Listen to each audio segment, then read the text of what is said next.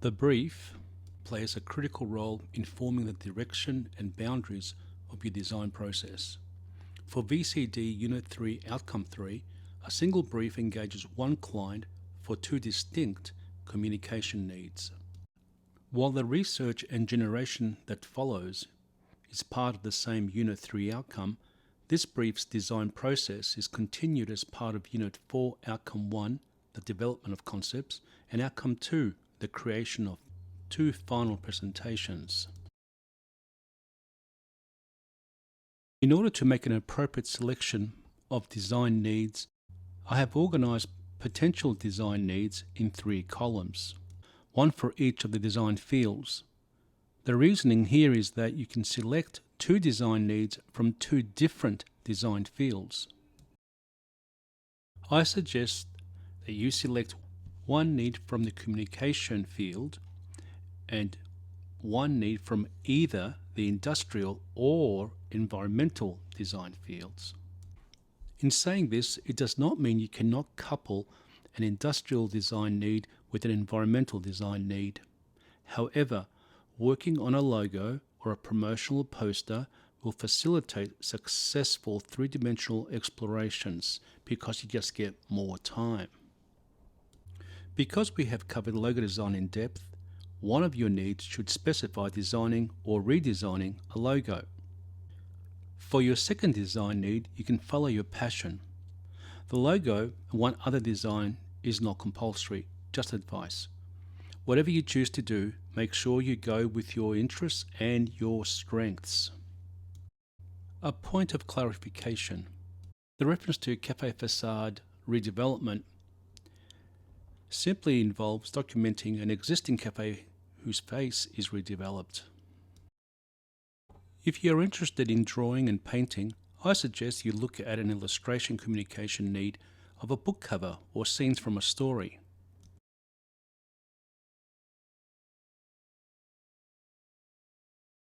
As you read through the booklet, you will notice a series of blue information boxes and red note-taking boxes.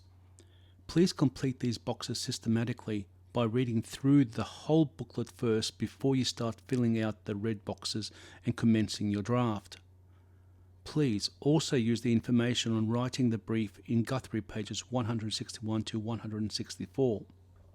The information in the blue boxes will help you with the red notation fields. Information not in blue boxes is therefore further clarification. Now, you do not have to print this document. Just type in a Word document what you would have included in the red field by hand. Just make sure you give each section a heading so you know what each of your notes relates to. Now, a further point of clarification.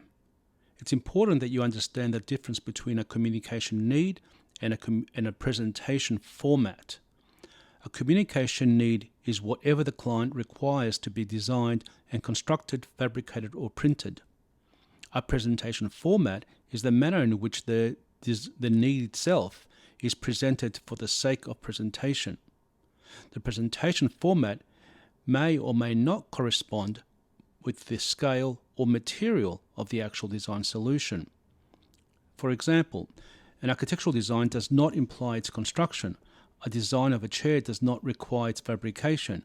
A design of a billboard does not require printing to scale. In these cases and others, a model, a technical drawing, or concept drawings will suffice.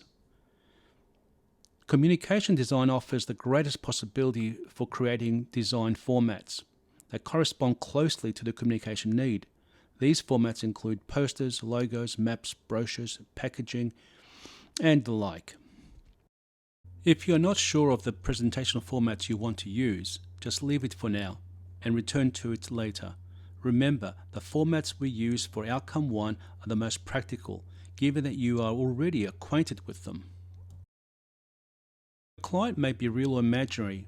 However, if you would like to participate in top designs, there will be legal issues if you use trademarks of existing organizations. My suggestion to you is to invent your own client based on an existing organization.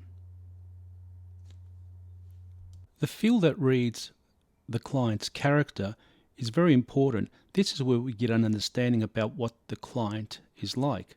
What drives them? What are their passions? What are their concerns? To help you, you can go online and look at a mission statement of any company at all. I've actually put a link on Compass to a website that has examples of very good mission statements. When considering the client's audience, you have to differentiate between the specific product audience and the company's general audience.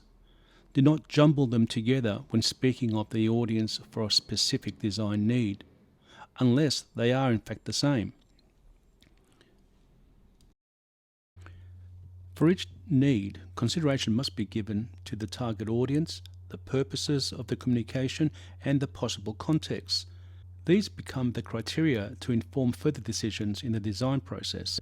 When you have completed the red note fields, you may progress onto your draft.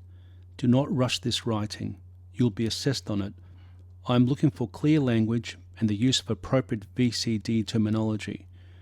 As for the content, make certain that the character of the client and the audience, specific and general, are described well. Further, the information in the brief and sub-briefs of Outcome 1 can be used or referred to in your new brief.